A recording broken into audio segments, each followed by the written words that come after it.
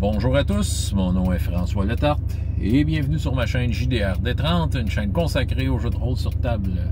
Une vidéoliste sur un sujet que je maîtrise probablement pas comme toutes les autres, mais ça me tentait de vous en parler parce que je suis comme dedans. Les systèmes génériques, ouais. Ça me tentait de vous parler un peu de mon analyse personnelle. J'ai un peu classé les systèmes génériques en deux grandes catégories pour cette vidéo-là. Il existe peut-être des vrais noms pour nommer ces catégories-là, mais en tout cas, je vais les nommer d'une certaine façon. Puis on pourra, ceux qui veulent partager là-dessus et discuter, pourront le faire. Alors, pour commencer, système générique, juste pour être sûr qu'on s'entend sur la définition générale de tous les systèmes génériques, ben, c'est un système de jeu de rôle. C'est des règles qui te permettent de jouer dans l'univers de ton choix. Tu prends le même set de règles, tu veux jouer ce que tu veux. Ça va jusque-là. C'est bien de faire la distinction avec tout le reste du jeu de rôle parce qu'il y a des jeux de rôle qui sont plutôt spécifiques à des univers, des systèmes de règles qui sont spécifiques à des univers et ça, c'est pas générique, ils sont là pour représenter de quoi de bien précis. Mais le générique a l'avantage, évidemment, de t'offrir un système de règles. Si tu le comprends, ben, tu peux passer d'un univers à l'autre, puis tu n'as pas à te retaper des règles. OK, bon, voilà. C'est tout ce que j'avais à dire sur la grande définition. Maintenant, les systèmes génériques, la plupart sont nés en fait d'un jeu de rôle spécifique. Ils ont vu que les règles étaient tellement flexibles qu'ils ont décidé de développer ça vers du plus générique. On peut penser à Basic Role Playing, qui est bon, très notable pour Call of Cthulhu, mais en fait a été créé pour RuneQuest. Puis c'est devenu un système générique. Exemple, Savage Worlds, dont je vais vous parler d'ailleurs dans cette vidéo, étrangement, n'est pas né du jeu de rôle Deadlands, parce qu'il y a du Deadlands derrière ça, mais c'est né comme d'un jeu de combat de figurines de Deadlands, ce genre de combat tactique. Puis tu sais, ils ont dit, hey, ça ferait un bon jeu de rôle, cette histoire-là. Fait que là, ils ont fait un jeu de rôle avec. Fait que c'est ça. Fait que bon. Moi, les deux grandes catégories que je veux faire, que je veux comme un peu mettre les jeux de rôle dedans, c'est ce que j'appellerais les jeux de rôle boîte à outils, les génériques boîte à outils et les génériques complets. On va commencer par les génériques complets. Je peux vous nommer deux jeux de rôle que je mettrais dans cette catégorie-là sans hésiter. Deux jeux de rôle que je connais un peu parce qu'il y en existe évidemment plusieurs. Je mettrais Savage Worlds et GURPS. Ouais, ces deux-là, je considère ça comme des systèmes génériques complets. L'avantage de ces systèmes-là, c'est qu'en fait, si tu veux adapter un univers, si tu veux jouer dans un univers précis, ben ces jeux-là ont la documentation nécessaire pour te supporter. Il y a suffisamment d'exemples, suffisamment de trucs publiés pour que tu puisses choisir ce que tu as envie. Ça devient des pièces très, très amovibles. Puis tu peux très facilement aller chercher ce que tu as besoin pour faire jouer l'univers de ton choix. Je dirais que, peut-être le désavantage, c'est d'être en mesure de bien consulter plein de documents, là, ceux qui aiment la lecture, particulièrement GURPS. Je dirais que GURPS, à la base, c'est un système de jeu simple, là. Rouler les dés, c'est un système à 3d6, rouler bas, t'sais. Mais, tu sais, sauf que, tu sais, il y a beaucoup d'options, tu sais. Tu peux vraiment tout faire. Mais c'est ça, tu sais, c'est avantageux. Tu veux faire tu veux faire un jeu que c'est comme l'Égypte dans le futur, l'Égypte ancienne, mythologique, mais dans la science-fiction, ben, tu vas chercher tous les sourcebooks de ça, puis bang, t'as le mélange, puis go, tu joues, tu refais la dynastie égyptienne dans l'espace, fait que go, puis tu vas avoir tout ce qu'il faut pour le faire, tous les conseils, tous les exemples nécessaires pour te guider dans tes choix. Et Savage Worlds tombe un peu là-dedans. Savage Worlds aurait pu être une boîte à outils, je vais y venir plus tard au début, mais il y a eu un engouement tel qu'il y a tellement de choses de publier pour Savage Worlds que si tu en veux des exemples, si tu en veux des quoi prendre pour faire ce que tu as envie, ben tu vas le trouver, c'est facile. Les PDF sont pas chers. Je dirais c'est peut-être un peu plus facile de naviguer à travers Savage Worlds, à mon avis, là, je pense, parce qu'il y a moins de stock, mais il y en a quand même pas mal. Fait que ça, c'est des systèmes génériques complets dans le sens que tu es supporté et guidé par ce qui a été publié, ce qui est sorti, puis, tu sais, c'est ça. Fait que moi, je trouve ça bien pratique.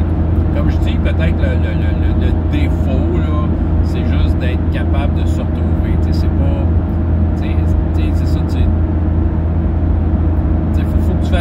recherche là, si tu veux vraiment être dessus. Ben, c'est pas un gros défaut. Si on va dans l'autre catégorie, boîte à outils, écoute, moi je remarque que la majorité des jeux de rôle génériques tombent dans la catégorie boîte à outils. Ce ne sont pas des jeux de rôle génériques complets. Souvent, une compagnie va te proposer un système, puis faut qu'un peu que tu travailles. Ils te donnent la base, ils disent oui, tu peux tout faire avec ça, et c'est très simple. En effet, des fois, c'est pas trop facile, mais sauf que là, c'est à toi après ça de développer à partir du système ce que tu veux. Les jeux de rôle, des fois, ils sont très, très vanillés, puis il manque la plupart du temps suffisamment d'exemples pour te faire naviguer facilement. Par contre, ça a l'avantage de... en fait, l'avantage de ça, c'est que ça te fait travailler le ciboulot. Ça peut devenir un exercice créatif intéressant au bout de la ligne. Puis en même temps, ben c'est ça, tu n'as pas à te soucier de naviguer dans plein de livres. Là, souvent, le système générique, boîte à outils, ben tu as un livre à lire. Puis à partir de ça, ben tu fais tes propres hacks, comme qu'ils appellent. Fait que voilà. Voilà. Moi, je dirais, je vais vous nommer, on peut en nommer des centaines, parce que comme je dis, la majorité tombe dans cette catégorie-là, dans la catégorie que les éditeurs n'ont pas développé plein de suppléments. T'sais. Fait que je vais nommer les deux jeux que je suis dedans présentement. C'est pour ça que je vous disais que j'étais dedans. T'sais, True 20 puis Petit 6. Voilà deux exemples de jeux qui sont plus boîte à outils. Il y en a un qui est plus fourni que l'autre, mais reste qui tombe dans la même catégorie. Donc, qui n'ont pas plein de suppléments pour me guider puis me donner des exemples pour raffiner ce que je fais. Il faut que je le fasse un peu par moi-même. On va commencer par True 20. True 20, je vous dirais, là, ça fait un bout, je suis là-dessus, c'est une expérience très enrichissante. Mais si j'aurais à définir, à faire une comparaison imagée de True 20, j'appellerais ça un diamant brut. OK, le diamant a besoin d'être taillé pour qu'on le trouve beau. En fait, True 20 est une boîte à outils avec beaucoup de petits outils dedans. Tu as vraiment des options pour faire à peu près, simuler à peu près ce que tu veux. OK? C'est ça qui arrive. Il manque d'exemples. Quand ils mettent des exemples, c'est un petit peu extrême, c'est pas trop cohérent. Ils vont comme te dire hey, regardez ça, vous pouvez développer notre classe spéciale. Là, ils te présentent le paladin de la tempête, je sais pas, j'invente ça de même. OK, c'est ça, mais il manque l'entre-deux de dire oui, mais où est-ce que tu es allé chercher tes idées? Bon, quelqu'un qui s'assoit, qui prend son temps et qui travaille son affaire va comprendre la patente et va pouvoir faire sa propre classe ou sa propre sorte de magie funky qu'il a besoin pour sa session parce que tout est dans le livre. C'est super complet avec les suppléments, tu es en business, si tu fais le moindrement créatif, ce qui te manque, c'est de t'asseoir et de travailler. Donc, dans une boîte à outils, tu n'es pas là à t'asseoir et à faire des recherches dans des livres pour trouver ce que tu veux. Si la boîte à outils, pour la maximiser, c'est qu'il faut que tu t'assoies et que tu développes ce que tu as besoin. Développes ce que tu as besoin. Vanille de même, True 20 est quand même complet d'une certaine façon. Mais c'est ça qui arrive. Après toutes les nombreuses sessions que j'ai faites avec True 20, je vais vous dire que l'effet boîte à outils se fait sentir dans la campagne. T'sais. Moi, mon but, de toute façon, c'était mon but. Là. Je voulais essayer True 20 tel qu'il était pour voir ce que ça avait de l'air. Sauf que là, je ne peux pas vraiment revenir tant que ça en arrière.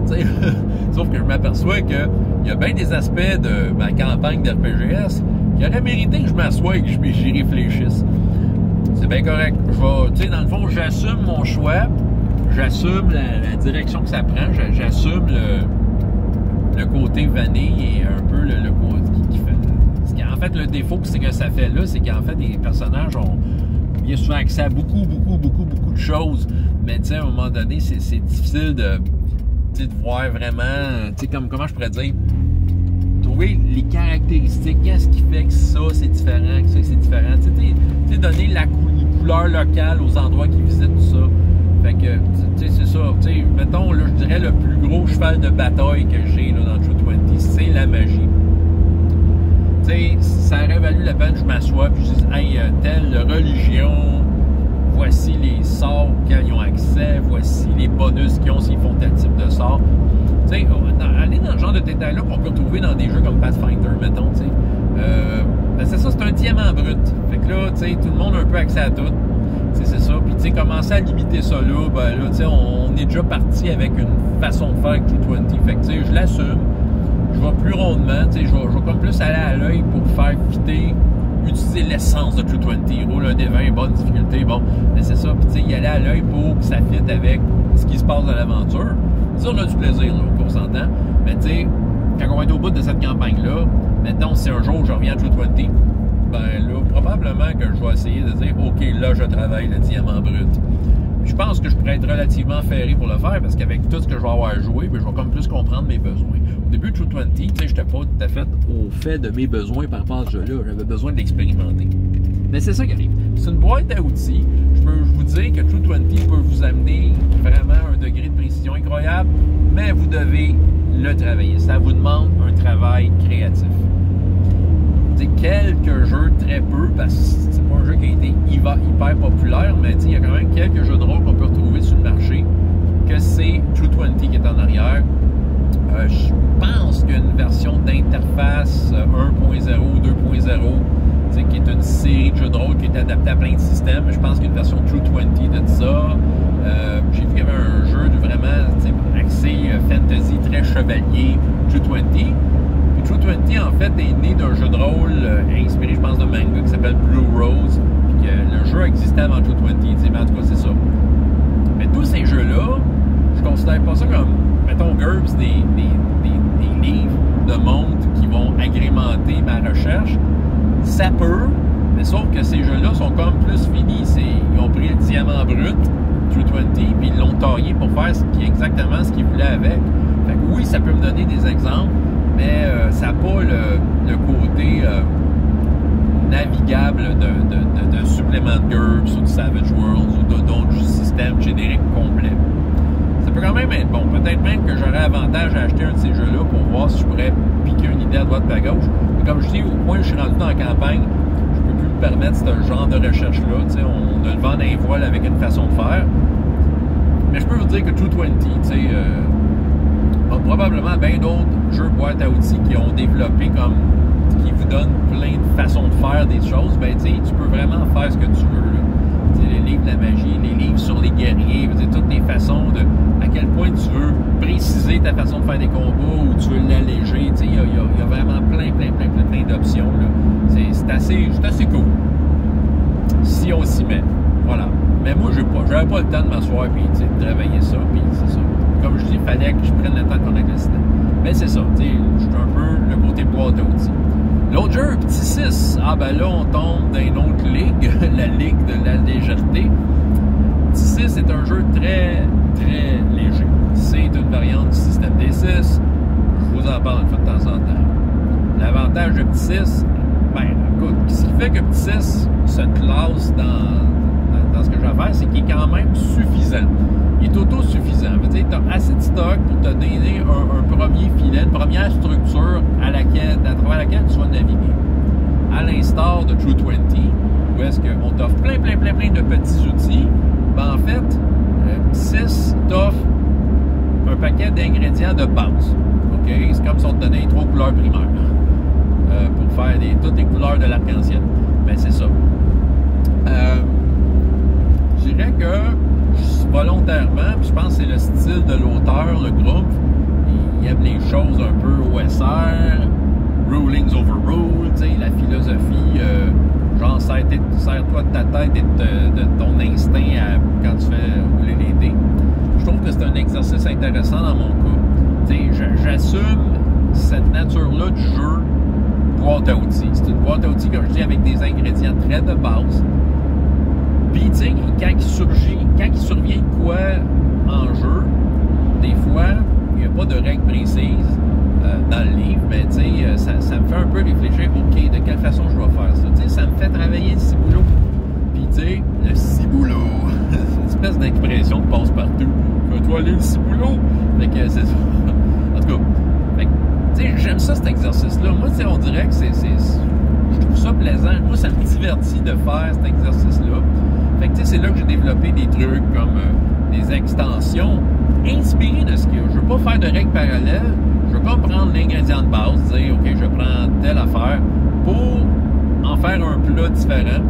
Fait que c'est là que j'ai amené le dé noir puis un système de récompense pour les joueurs inspiré de ce qu'il y a déjà. Je pense ce qu'il y a déjà puis l'amener à un autre niveau. Fait que, tu sais, pour représenter ce que j'ai envie. Fait que là, il y a eu comme, mettons, un exemple, quelque chose qui est revenu assez fréquemment dans les différentes séances que j'ai faites. Des personnages qui se pitchent dans le vide de certaines hauteurs pour aller faire des attaques incroyables, tu sais, faire comme des films. C'est parfait. Sauf qu'il n'y avait pas de règle de chute précise. À chaque fois, ben, j'arrivais avec qu'on pourrait essayer de faire ça de même. En même temps, ça me permet, entre les games, de penser à ça. Comment je pourrais faire ça? J'ai peut-être une petite idée de comment faire ça. Et tout est pris directement en True 20. Je réinvente pas une règle de chute qui va être parallèle avec quelque chose qui n'est pas dans le livre. Il y a assez de stock dans le livre pour t'inspirer, de dire OK, on part de là. Fait que tu sais, je trouve que c'est un bon exercice créatif en fait. Tu sais, moi j'ai juste besoin, tu sais, Petit 6 répond à mon besoin de avoir de quoi de solide en dessous, une boîte à outils avec des ingrédients de base, des outils évidents.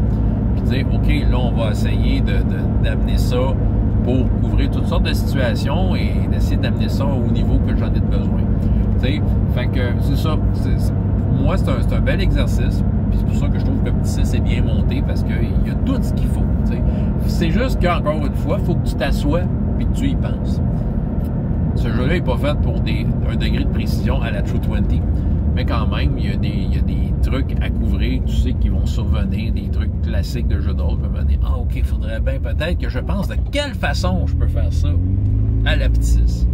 Mais c'est ça. Donc, c'est un jeu générique, mais boîte à outils. Ça veut dire qu'il faut que tu sois prêt à t'asseoir et travailler un peu. Voilà.